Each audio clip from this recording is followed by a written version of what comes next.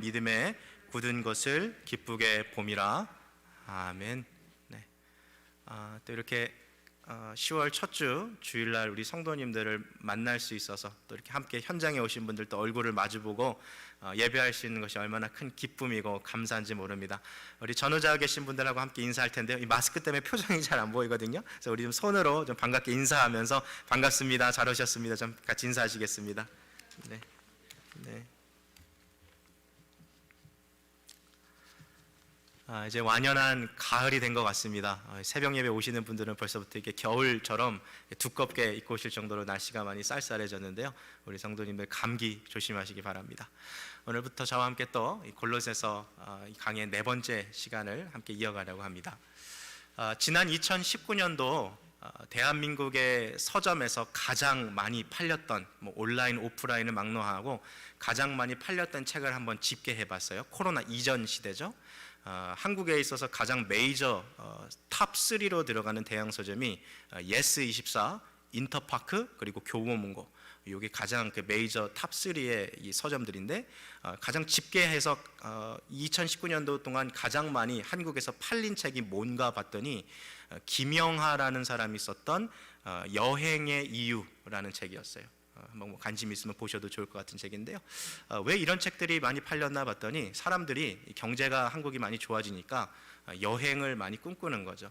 우리가 얼마 전에 한국 사람들 사이에서 유행했던 단어 중에 하나가 소확행이라는 단어 혹시 들어보셨습니까? 소소하지만 확실한 행복. 그러니까 요즘 젊은이들은요, 돈을 많이 벌어서 막 노후를 막 준비한다 이런 것보다 지금 내가 가지고 있는 것에서 조금이라도 떼서 소소하지만 정말 확실한 그런 행복을 누리고자 하는 것이 삶의 목표인 사람들이 많다는 거예요. 그 중에 대표적인 것이 여행이 그렇다는 거죠. 그래서 여행에 관한 책들이 2019년 동안 많이 팔렸어요. 또 다른 분야에서 또 많이 팔린 게 뭐가 있을까요? 한번 예상해 보시겠어요? 2019년 동안에 유튜브 크리에이터가 되는 법. 요즘 막 유튜브가 많이 뜨고 있지 않습니까? 그래서 어떻게 하면 직장 그만두고 유튜브 크리에이터가 될 수 있을까 하는 그러한 관련된 도서들이 많이 나와 있어요. 그래서 여행에 대한 책들도 인기가 많았고, 그런 유튜브에 대한 책들도 인기가 많았는데, 제가 좀 유심하게 봤던 한 가지 현상은, 이 책이 팔리는 걸 보면 그 사회가 주목하고 있는 걸 이렇게 볼 수가 있거든요. 그 중에 하나 제가 주목해서 봤던 판매량 중에 하나가 바로 인문학 도서들이 많이 팔렸다는 거예요. 휴머니틱스. 인문학이라고 말하면 철학이나 문학이나 역사나 그러한 부분에 대한 관련 책들이 판매량이 급속도로 증가했어요. 도대체 이런 사회적인 현상을 우리가 어떻게 분석해 볼 수 있을까라고 봤을 때, 지금 우리가 피부로도 느끼고 있습니다만 지금 10년 전하고 지금도 이미 세상이 너무 많이 바뀌어 버리지 않았습니까? 10년 전에는 상상할 수 없는 일들이 지금 막 일어나고 있어요. 지금 반년 전만 해도 우리가 이렇게 영상으로 코로나 이전 시대에 예배 드린다는 것도 사실 상상하기 쉽지 않았습니다만, 어느 순간 새로운 것들이 일상화되다 보니까 정말 이렇게 하룻밤 사이에 사회가 완전히 변화버리는, 급속도로 변하는 이 세상 가운데 사람들이 혼란이 오는 거죠. 혼동이 오는 거죠. 도대체 급변하고 있는 이 세상을 어떻게 살아가는 것이 잘 살아가는 것일까? 내가 지금 제대로 살아가고 있는 거 맞나? 내가 지금 이렇게 살아가면, 여태까지 살아온 방식대로 똑같이 남은 나의 인생을 살아가면 정말 마지막 인생의 끝에서 나 후회 없이 잘 살았다 라고 이야기할 수 있을까? 라는 그런 고민과 질문들이 사람들 사이에 너무 많은 거예요. 이게 20대, 30대만 그런 게 아니라 40대, 50대, 심지어 60대에도 이런 고민들이 이어지는 거예요. 평생을 그냥 살아왔는데 살고 온 순간들을 뒤돌아보니까 정말 내가 제대로 사는 거 맞은가? 라는 고민들이 문득 떠오르는 거죠.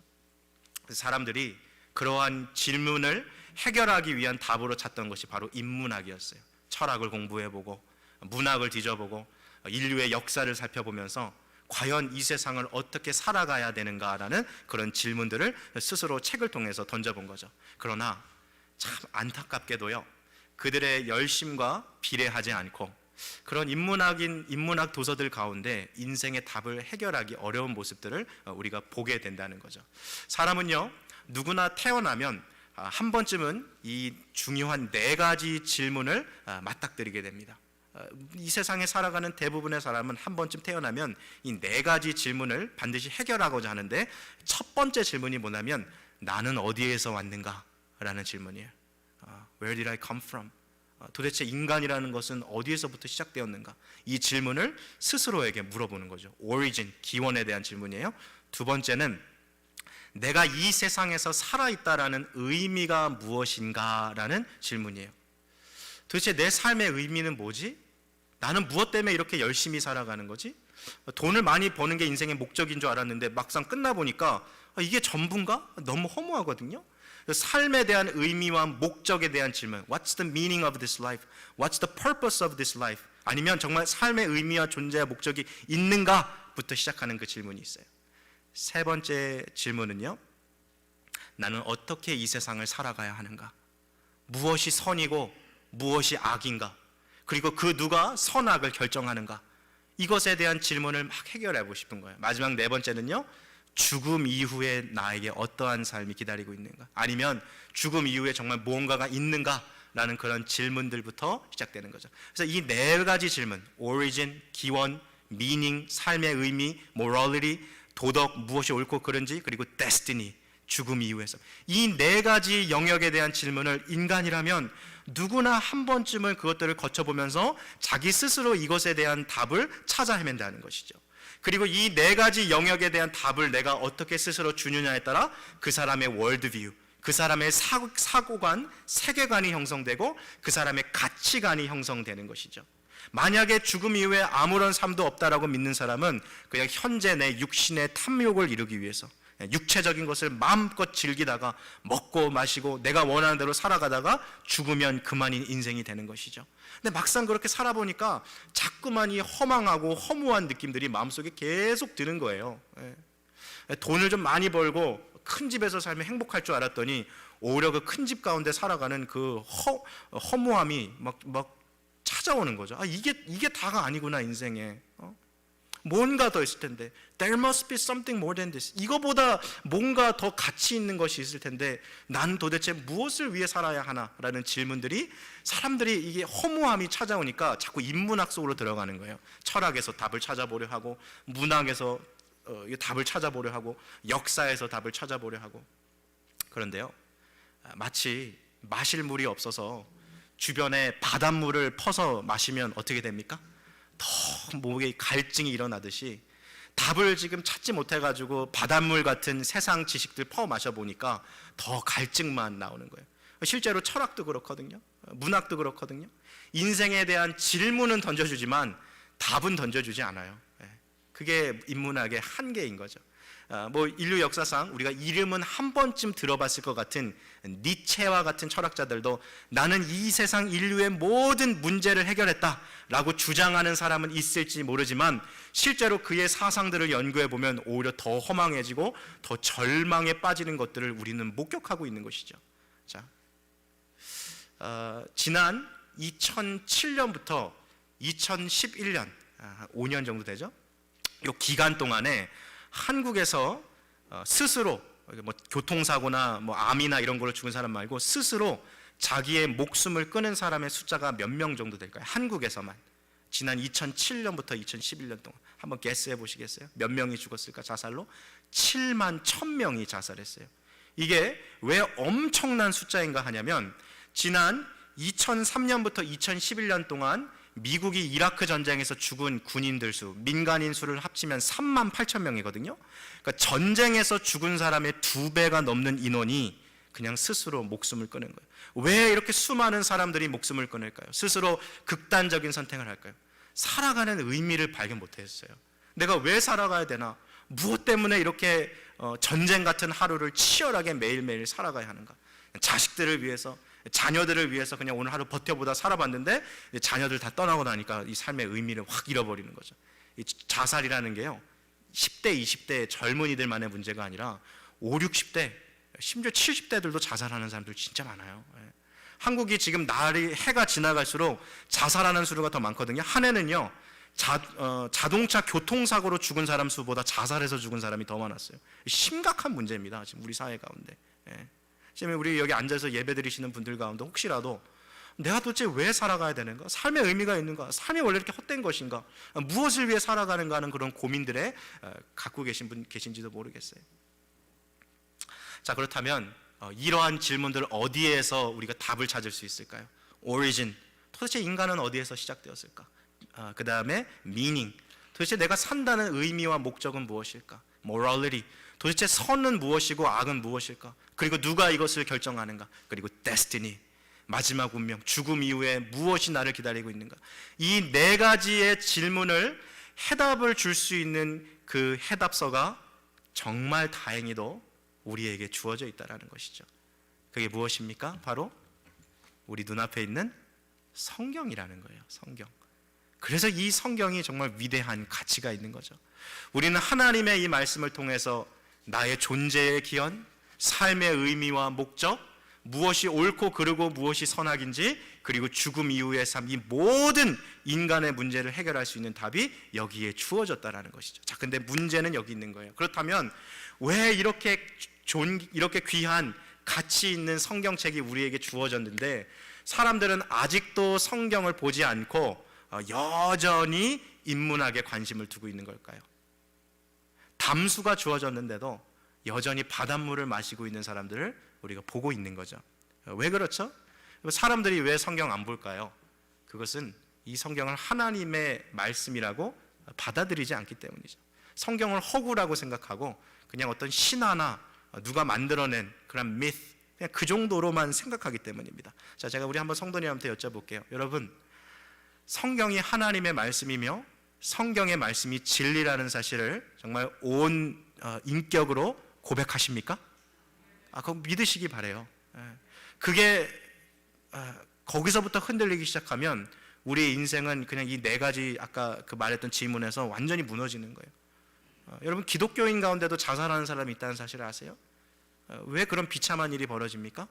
교회 다니는데도 성경을 진리로 믿지 못하는 사람들이 있어요. 표면적인 그리스도인이 진짜 그리스도인이 아니라는 거예요. 정말 내 안에 하나님의 말씀에 대한 이 진리라는 사실에 대한 수긍함이 있는가? 믿으시죠? 자, 그렇다면 그 전제 위에 우리는 하나의 공통된 해답을 찾아갈 수 있습니다. 앞에서 이야기했던 그 질문들, 인간이 꼭 해결하고자 하는 그런 질문들의 답들을 성경에서 찾아볼 수가 있어요. 제가 2주 전에 설교했던 내용을 한번 좀 가져와 볼게요. 골로새서 1장 13절부터 18절 가운데 바울이 예수 그리스도가 누구신지에 대해서 설명하는 거 혹시 기억나십니까? 제가 총 4가지로 설명을 드렸는데요. 그리스도가 처음에 어떤 분이라고 소개합니까? 구속자 되시는 그리스도. 기억나세요? 저희 순서를 조금만 바꿀게요. 처음에 창조주 되시는 그리스도를 소개합니다. 그로 말미암아 인간의 오리진, 내가 어디서부터 왔는지를 발견할 수 있는 거예요. 구속자 되시는 그리스도를 통해서 내 인생의 문제가 뭔지, 이제 나는 무엇을 위해 살아가야 되는지를 알게 되는 거죠.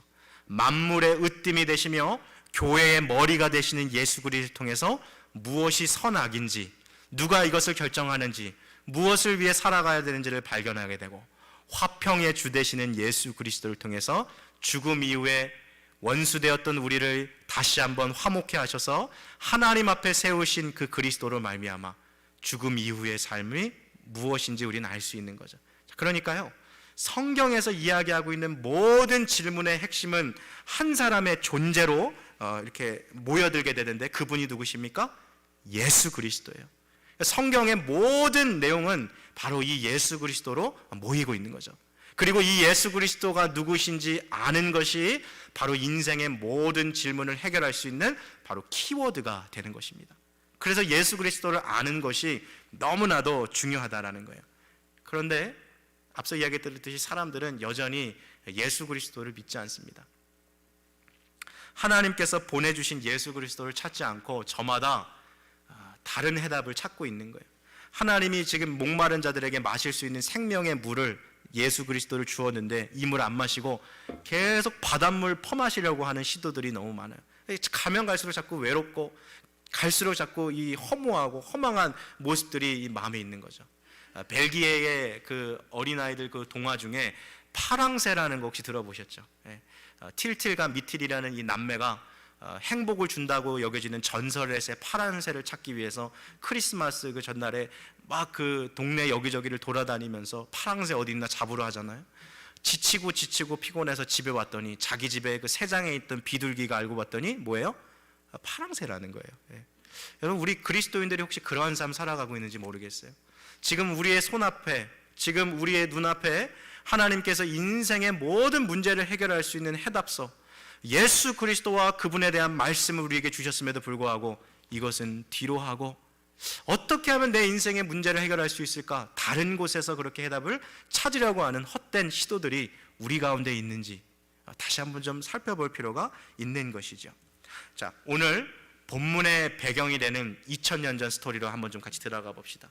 이 당시에도 동일하게 사람들은요, 인생의 답을 찾기 위해서 나름대로 막 신음하고 있었어요. 그런 가운데 골로새라는 지역 가운데 하나님의 말씀이 선포되고 교회가 세워졌어요.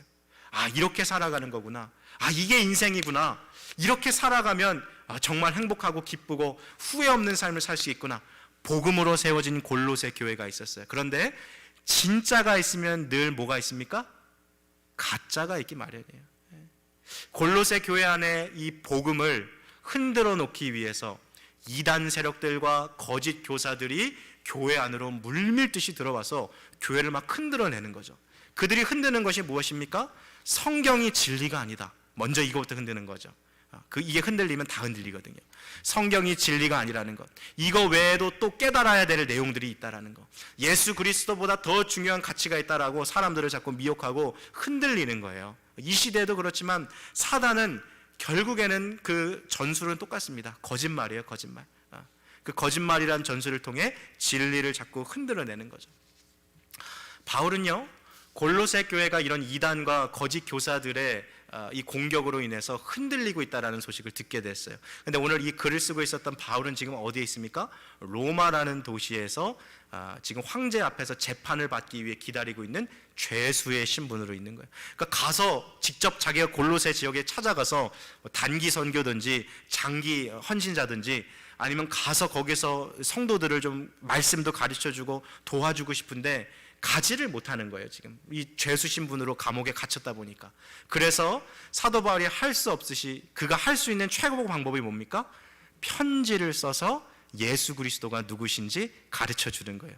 그 결과 여러분 2000년이 지난 지금 우리도 이 골로새서를 통해서 구속자 되시는 예수 그리스도, 창조자 되시는 예수 그리스도, 교회의 머리시며 만물의 으뜸이 되시는 그리스도, 화평의 주가 되시는 그리스도를 발견할 수 있게 됐다는 거예요. 여러분, 저는 이게 기가 막힌 하나님의 섭리라고 생각해요. 바울의 입장에서는요, 골로새 교회에 직접 가는 게 더 좋았을 거예요. 성도들 얼굴 보고 말씀 가르쳐주고 이게 더 좋았을 거예요. 그런데 놀랍게도 하나님은 그 길을 막으시고 오히려 로마 죄수의 신분으로서 편지를 통해서 이 성도들에게 말씀을 전하게 한 거죠. 여러분, 우리의 삶을 한번 보세요. 지금 코로나19로 인해서요, 내가 계획했던 삶의 모든 계획이 막혔던 분들이 있을 거예요. 내가 원래 살아가려고 했던 계획들이 다 와르르 무너진 분들이 있을 거예요. 그래서 내가 원래 가지고 있던 계획이 아니라 차선책으로 지금 삶을 살아가는 분들 있지 않습니까? 근데 놀라운 것은요, 우리의 차선책이 하나님의 뭐예요? 최선책이 될 수가 있다는 거예요. 믿으십니까? 내가 생각할 때는 막힌 상황 같아요. 내가 생각할 때는 좋지 않은 상황 같아요. 그런데 하나님은 나의 차선책을 통해 하나님의 최상책으로 역사하신다는 거 믿음으로 고백하시기를 바랍니다. 사도 바울은 로마의 죄수 신분으로서 골로새에 갈 수가 없었어요. 그래서 어찌할 수 없이 글을 써서 예수 그리스도가 누구신지 가르쳤는데 그것이 지금 2000년의 간격을 뛰어넘어서 수많은 교회에게 예수 그리스도가 누구신지 가르쳐주는 하나님의 진리의 말씀으로 우리에게까지 전해진 거죠. 놀라운 하나님의 섭리입니다. 자, 이것을 통해서 지난주에 우리가 살펴봤던 것은 이 복음에 대한 사도 바울의 반응이었죠. 지난주 말씀 내용 기억나세요? 그리스도의 남은 고난을 기쁨으로 자기의 몸에 채우는 바울, 그리스도의 몸된 교회를 위해서 자발적으로 헌신했던 바울, 그리고 또 영광의 소망 되시는 그리스도를 위하여 증인의 삶을 살아가기로 했던 바울. 자, 이제 바울은요, 이제 골로새 교회 성도들에게 여러분은 이렇게 살아가야 합니다. 이 예수 그리스도가 누군지 알았다면 여러분이 이제 이렇게 살아가십시오 하는 내용들을 함께 같이 볼 거예요. 자, 말씀으로 들어가 봅시다. 우리 1절과 2절 말씀 화면에 한번 보여주시고요. 1절과 2절 말씀 함께 같이 보겠습니다. 시작. 내가 너희와 라오디가에 있는 자들과 물은 내 육신의 얼굴을 보지 못한 자들을 위하여 이렇게 힘쓰는 것을 너희가 알기를 원하노니. 2절이요. 이는 저희로 마음의 위안을 받고 사랑 안에서 연합하여 원만한 이해의 모든 부요에 이르러 하나님의 비밀인 그리스도를 깨닫게 하려 함이라. 자, 1절로 다시 보여주세요. 화면. 내가 너희와 골로새 교회죠. 라우디아 교회는 골로새 주변에 있는 교회예요. 그러니까 지금 바울이 갈 수가 없는 거예요, 그런 교회들을. 내가 너희들을 위해서 내가 얼굴을 본 적은 없지만 얼마나 열심으로 여러분들을 위해 수고하는지 여러분 알기를 원합니다. 바울은 정말 밤낮으로 이 교회들을 위해 기도했거든요. 왜 알기를 원했냐 하면 자랑하려고 한 게 아니라 2절 보세요. 2절 보여주세요 화면에. 이렇게 내가 너희한테 이야기하는 것은 너희가 마음의 위로를 받으라고. 누군가 여전히 힘들고 어려운 나를 위해서 기도해 주는 사람이 있구나. 저 멀리서도 나를 생각해 주는 사람이 있구나. 이 위로를 받으라고 이야기하는 거예요. 그리고 사랑 안에서 지금 안팎으로 이단들과 거짓 교사들이 공격하지만 그 가운데서도 교회가 똘똘 사랑으로 뭉쳐서 결국에는 그 가운데 하나님의 비밀인 누구를 알게 하려고요? 예수 그리스도가 누구신지 깨닫게 하는 것. 이게 사도 바울의 목적이었어요. 그리스도를 알아가라는 거예요. 그게 우리 신앙생활에 있어서 가장 중요한 우선순위라는 것이죠. 성경은요, 우리에게 구원을 주시는 예수 그리스도를 아는 것이 이 세상에서 가장 귀한 것이라고 이야기합니다. 여러분 이 말에 동의하십니까? 예수 그리스도보다 귀한 게 이 세상에 있을까요? 근데 세상 사람들에게 가서 그렇게 물어보세요. 예수 그리스도보다 더 귀한 것 없습니다. 말씀해 보세요. 사람들이요, 고개를 절레절레 지을걸요. 예수가 뭐가 중요하냐 그럴걸요. 왜 그렇게 반응합니까? 이 세상 사람들은요, 당장 나에게 유용한 지식, 나에게 금전적으로 이익이 되는 지식, 그런 정보들을 사람들은 선호해요. 좀 예를 들어 볼까요? 어떻게 하면 내 연봉을 배로 늘릴 수 있을까? 어떻게 하면 텍스를 절감할까? 어떻게 하면 내가 조금 더 큰 집에서 살 수 있을까? 어떻게 하면 지금 내가 가지고 있는 이런 돈을 불릴 수 있을까? 이런 거 사람들한테 말해주면 아주 호기심 갖고 듣습니다. 그런데 사람들에게 갑자기 예수에 대해서 이야기하기 시작하면 이야기하지 마. 나는 관심 없어. 이렇게 반응하는 거죠. 왜 그런 일이 벌어집니까? 당장 나에게 유용한 지식, 나에게 금전적으로 경제적으로 이익이 되는 지식에는 사람들이 관심이 있는데, 쉽게 말하면 이렇게 말하는 거예요. 야, 예수 믿는다고 밥이 나오냐? 떡이 나오냐? 예수 믿는다고 나한테 무슨 도움이 되냐? 지금 그런 마음으로 예수에 대한 지식을 거부하고 있는 것이죠. 근데 정말 안타까운 것은요, 우리 그리스도인들 가운데도 그러한 태도로 신앙생활한 분들이 계시다는 거예요. 목사님, 저는 예수님에 대해서 이미 다 알고 있습니다. 이런 식으로 신앙생활한 분들이 얼마나 많은가 몰라요. 그러나 막상 그런 분들하고 앉아서 이야기해 보면 천국 가는 구원 티켓을 내 대신 값을 지불해 주신 그 정도의 예수님으로밖에 생각하지 못할 때가 많더라고요. 얼마나 안타까운지 몰라요. 여러분, 성경은요, 예수 그리스도를 아는 지식이야말로 이 세상에서 그 어떠한 지식보다도 가장 가치 있는 지식이라고 이야기합니다. 3절 말씀 한번 같이 읽겠습니다. 3절입니다. 시작. 그 안에는 지혜와 지식의 모든 보화가 감춰있는, 제가 앞서 말씀드렸죠. origin, meaning, morality, destiny. 인간이면 반드시 해결하고자 하는 이 네 가지 질문을 누구를 통해서 해결할 수 있어요? 예수 그리스도를. 우리가 살아가는 삶의 모든 질문들이 예수 그리스도를 통해서 해결한다는 거예요. 자, 우리가 밖에 나가서요, 오늘부터 연말까지요, 돌을 한번 다 긁어 모은다 생각해 보세요. 많게는 100개, 더 많게는 1000개, 정말 열심히 모은 사람은 수만 개를 돌을 긁어 모았다 하더라도 여러분, 그 수만 개의 돌이 다이아몬드 하나만큼 가치가 있을까요? 그렇지 않다라는 거예요. 인생의 평생 동안 여기서도 배워보고 저기서도 지식을 끌어 모아보고 어떻게 살아가는 게 맞는가 다 끌어 모아봐도 예수 그리스도 한 분을 아는 것만큼 그 지식에 비할 수 없다라는 것을 이야기해주고 있는 거죠. 그래서 오늘 이 골로새 2장 3절에 그리스도 안에는 지혜와 지식의 모든 보화가 있다, 예수 그리스도를 아는 지식이 이 세상에서 가장 귀한 지식이다라고 말했던 바울이 빌립보서에서 어떻게 고백하는지 한번 봤으면 좋겠는데요. 빌립보서 3장 7절부터 8절 우리 두 구절 말씀을 보여주시고요. 함께 같이 읽겠습니다. 시작. 그러나 무엇이든지 내게 유익하던 것을 내가 그리스도를 위하여 다 해로 여길 뿐더러 또한 모든 것을 해로 여김은 내 주 그리스도를 아는 지식이 가장 고상함을 인함이라. 내가 그를 위하여 모든 것을 잃어버리고 배설물로 여김은 그리스도를 얻고, 자 7절로 다시 보여주세요. 그러나 무엇이든지 나에게 유익하던 것을 내가 누구를 위해서요? 예수 그리스도를 위하여 다 해로 여긴다. 이전에는요, 세상에 빠져서 즐겨 사는 게 제일 행복한 줄 알았어요. 먹고 마시고 놀고 이게 그냥 인생의 행복인 줄 알았어요. 근데 살아가다 보니까 그게 아닌 걸 알았어요. 예수 그리스도보다 더 귀한 게 없다는 것을 깨달았어요. 그래서 이전에 즐기던 모든 것을 다 해로 여기고 버리기 시작하는 거죠. 그럴 뿐만 아니라 8절 보여주세요. 화면에 8절 보여주세요. 모든 것을 해로 여김은 무엇을 얻기 위해서요? 주 예수 그리스도를 아는 지식, 그걸 얻으라는. 여기 가장 고상하다는 말은 무슨 말이냐면 the most valuable thing, 가장 존귀하고 가장 가치 있는 것, 그게 무엇이라고요? 예수 그리스도를 아는 지식이 가장 귀하다라는 거예요. 여러분, 이런 사도 바울의 고백이 우리 모두의 고백이 되실 수 있기를 주님의 이름으로 축복합니다. 예수 그리스도를 아는 지식이 가장 존귀하대요. 왜 그렇죠? 거기에 대해서 답을 하지 못하면 이거 다 무너지는 거예요. 왜 그렇습니까? 한번 이런 이야기를 한번 해보자. 여러분, 세상에서 가장 큰 퍼블릭 도서관이 어디 있을까요? 먼저 어느 나라에 있을까부터 한번 시작해 봅시다. 어느 나라에 있을까요? 답은 가까이에 있습니다. 어느 나라요? 미국에 있어요.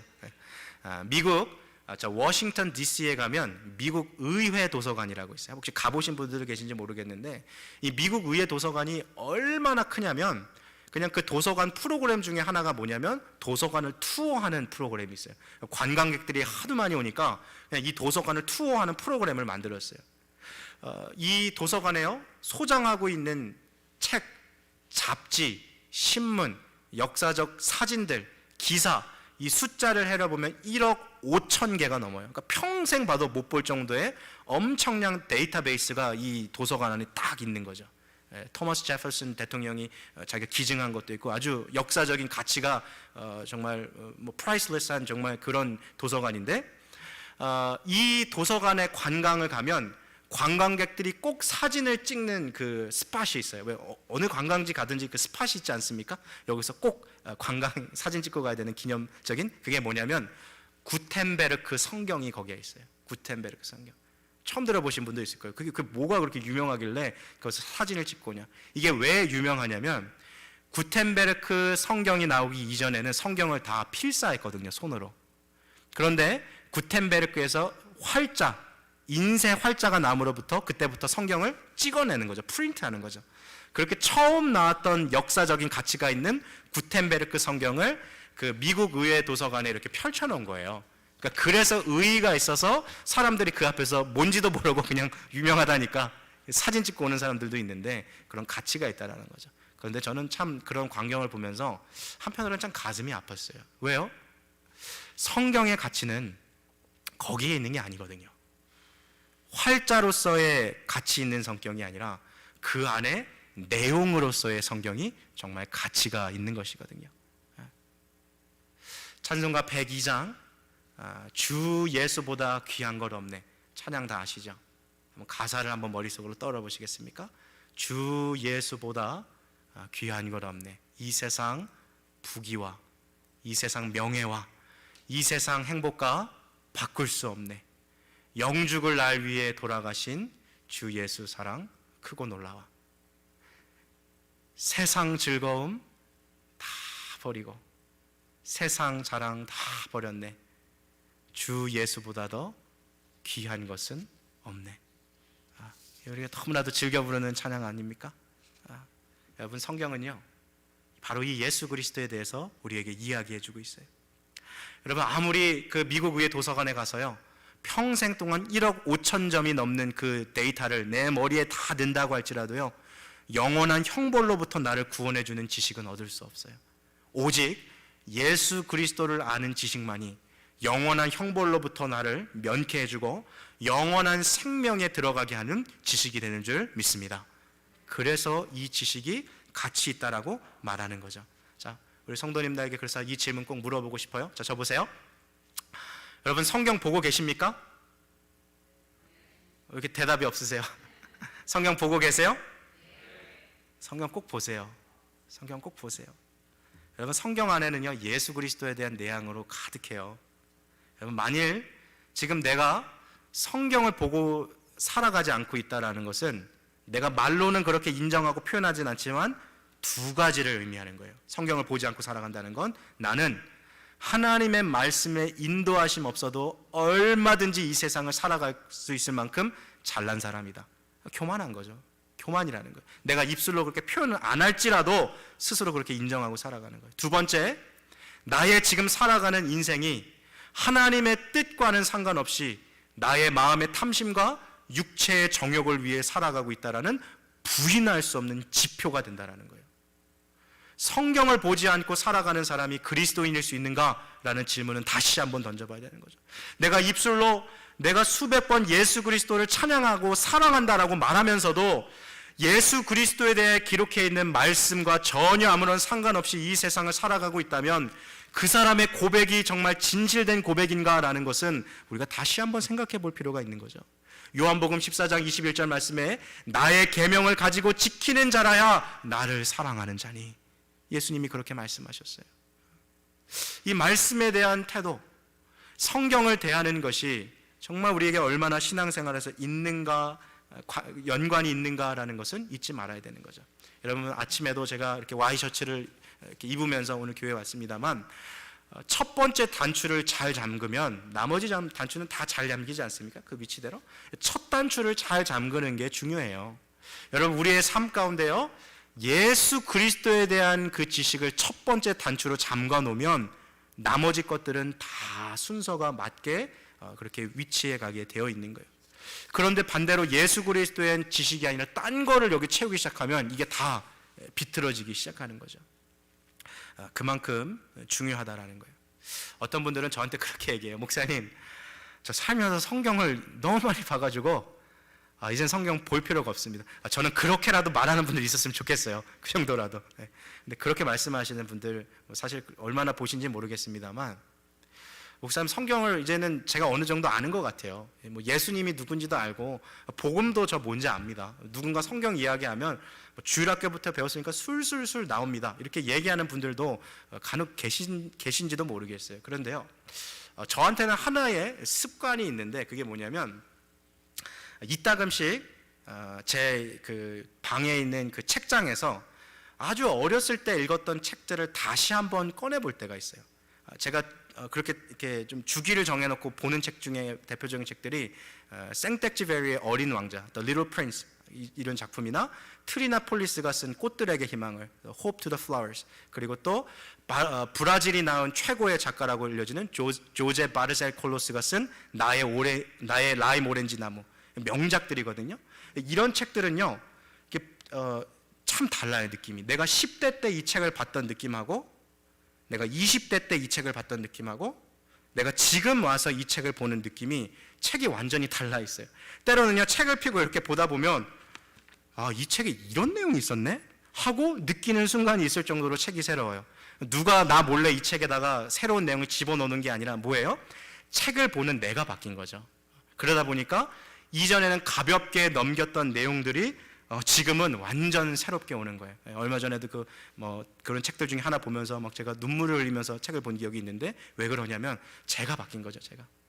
여러분 성경도요 그런 신비가 있더라고요.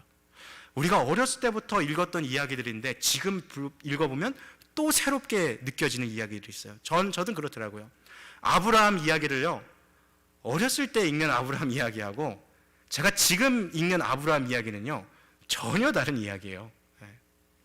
예수 그리스도에 대한 그 말씀이요 제가 어렸을 때 봤던 그 성경하고 지금 내 상황, 지금 내 환경, 지금 내가 가지고 있는 생각 속에서 보는 예수 그리스도의 말씀은 또 전혀 다른 말씀이더라고요. 그런 말씀을 대하고 접함으로 통해서 나는 또 오늘 예수 그리스도에 대해서 새롭게 배워가고 있는 것이죠. 우리는 그렇게 해서 평생 예수 그리스도를 배워가는 거예요. 성경 다 압니다. 내용 이거 다 알고 있습니다. 나 더 이상 볼 게 없습니다. 그런 식으로 성경 보는 게 아니라 지금 나의 삶 가운데 하나님이 또 어떻게 말씀하고 계신가 하는 것을 성경을 보는 거예요. 오늘 제가 여러 가지 이야기를 하고 있습니다만 모든 것을 간추리면 그리스도를 알아가라, 지금 이 이야기 하고 싶은 거예요. 그리고 그리스도를 알아가기 위해서 여러분 꼭 성경을 가까이 하십시오. 자, 어떻게 하시겠습니까? 제가 우리 성도님들 훈련할 때 늘 강조합니다만 하루에 최소 10분 이상, 몇 분 이상이요? 10분 이상 성경 보시죠. 목사님, 왜 장수로 얘기 안 하시고 시간으로 얘기하세요? 하루에 3장 보십시오, 5장 보십시오, 왜 이렇게 말씀하시고 말씀 안 하시고 10분이라고 말씀하십니까? 여러분, 우리가 장수로 성경을 읽다 보면요, 해치우기식으로 성경 보는 사람들이 너무 많아요. 오늘 해야 할 의무, 성경 3장 읽기. 그래서 성경이 무슨 내용인지도 모르고 성경을 1장, 2장, 3장, 1장, 2장, 3장, 4장, 5장 읽고 오늘 읽었어, 체크 오프. 그렇게 성경을 해치우기식으로 읽는 것은 우리의 영혼에 아무런 유익이 되지 않아요. 이건 사실 성경이 읽는 게 아니라 인쇄된 활자를 읽는 거죠. 무슨 내용인지도 모르고.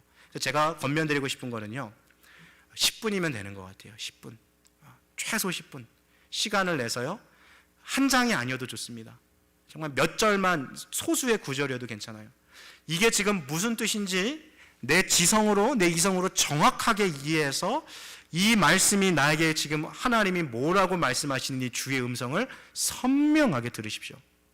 그리고 그 말씀이 오늘 나의 삶에 무엇라고 도전하고 있는지 하나님의 그 음성을 들으십시오.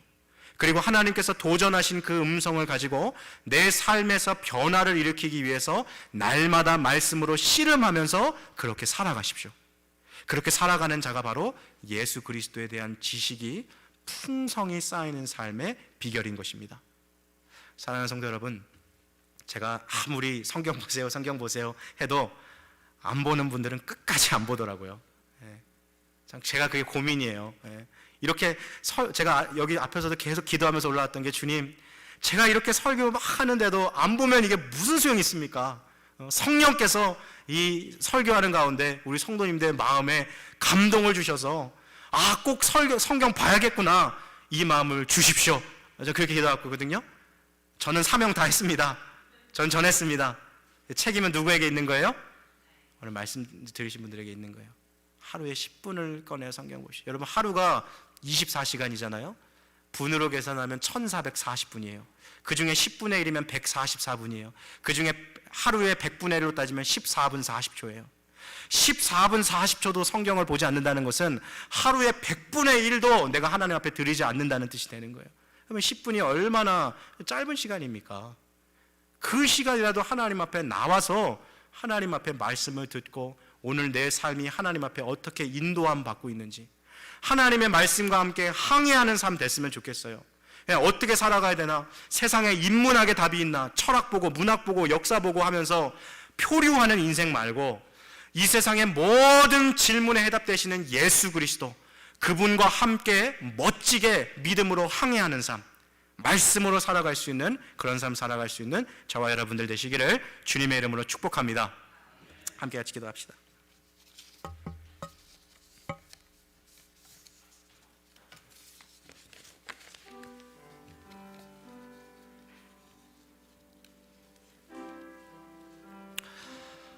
오늘 이 시간에 저와 함께 같이 기도할 때요, 좀 결단하는 기도합시다. 결단하는 기도. 하나님,